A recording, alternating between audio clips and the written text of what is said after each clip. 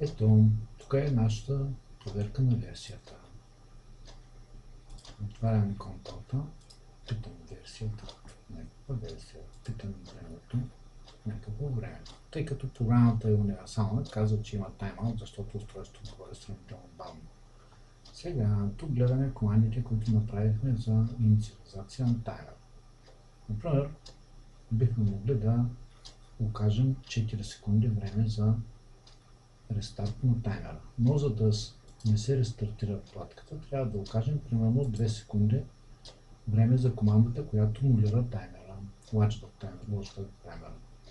И казваме, установяваме времето за рестартиране на 4 секунди.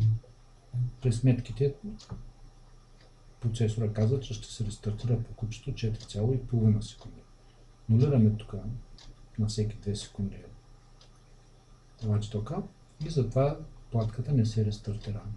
Ако кажем да се нулира на 8 секунди, примерно, след като сме задали 4 секунди време за нулиране, ето след малко кучето ще сработи и вече нашата платка не отговаря, тъй като RS-а естествено през USB-то се бъгна. Това е